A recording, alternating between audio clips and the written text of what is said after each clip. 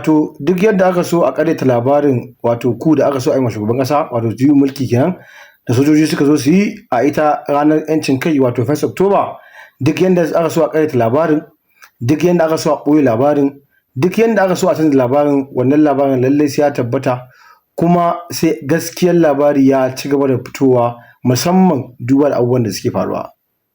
Wato zuwa ko kuma canza waɗannan service chiefs ɗin da aka yi tun daga shi Chief of Defence Staff da Chief of Army Staff, Chief of Naval da Chief of Air Force bai bai wa 'yan Najeriya musamman waɗanda suke bin kanun labarai, musamman waɗanda suke bin kanun labaran siyasa a ƙasar nan ba. Ganin cewa dama sun san ai a rina,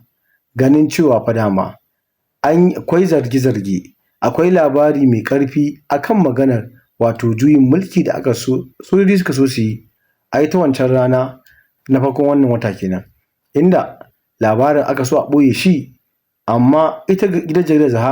Zahara Reporters ta fito da wannan labari, inda ita ba da gwamnatin shugaban ƙasa fara shugaba Tinubu da ita headquarter ita sojojin Najeriya baki ɗaya sai ƙaryata wannan labari. Sai ga shi a wannan sati an ji shugaba Tinubu ya canza dukkan waɗannan shugaban sojoji, inda wasu da yawa ke tunanin ke ganin cewa fa wannan canji ya zo ne dangane da abin da ya faru a watanni ko kuma satukan da suka wuce baya, inda wasu ke alaƙanta wannan canji ta ganin cewa fa wato ana tunanin ko zargin cewa waɗannan mutane sanin su ko kuma sakacinsu ne yasa har aka zo wannan mataki na juyin mulki ga shugaba Tinubu.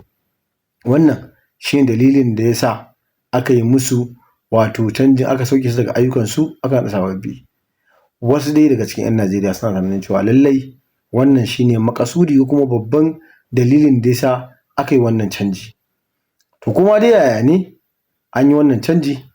kuma muna fatan nasara da su sababbin shugabannin sojoji, sannan kuma lokaci zai ayyana tabbacin abin da ya faru a wancan sati uku da suka wuce a wannan rana ta 1st October akan maganar juyin mulki da